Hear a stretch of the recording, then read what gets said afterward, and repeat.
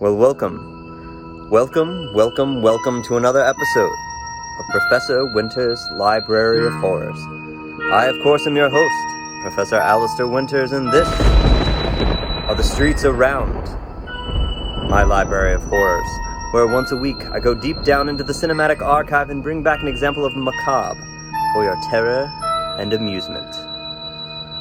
I find that in these dark hours, I am plagued by bad dreams and visions, things far too terrible to express, and I take to these dark, winding streets to wander, to find some peace for my mind. And yet, in these moments when I try to find solitude and peace, I find that instead I am plagued by fear. Isn't it just like the night to reveal these familiar streets in a new way of fear and paranoia? The idea that just around the corner, something is following us, that footsteps haunt ours. This feeling that we are being followed, that we are being watched in the night, is exactly what we will be exploring in tonight's feature. Follow me, my dear friends, to the viewing room. Writer-director Ana Lily Amirpour was born in the UK to Iranian parents. The family immigrated to the US while Amirpour was still a child, and she was described as raised by American popular culture.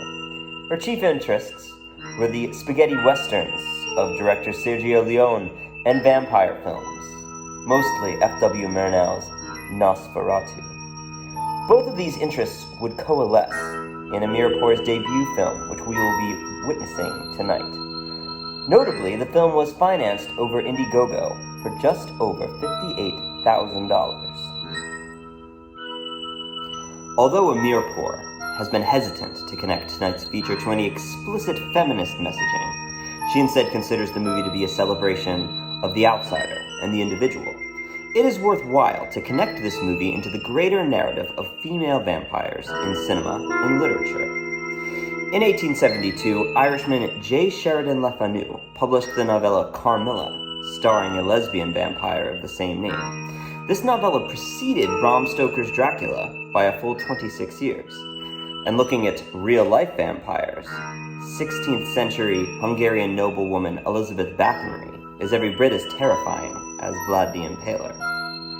Not including Dracula's wives, seen briefly in 1931, audiences got their first taste of a cinematic female vampire in Dracula's Daughter, released in 1936. The character was Countess Maria Zelenska, played by Gloria Holden. Although Amirpour has not cited an influence of Maria Zelenska on her own pale, hooded vampire, the similarity between the two characters is striking, as well as the similarity between the vampire Nadja in the 1994 vampire film of the same name.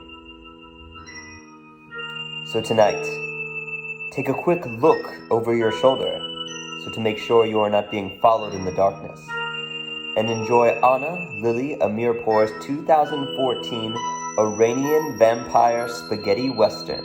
A girl walks home alone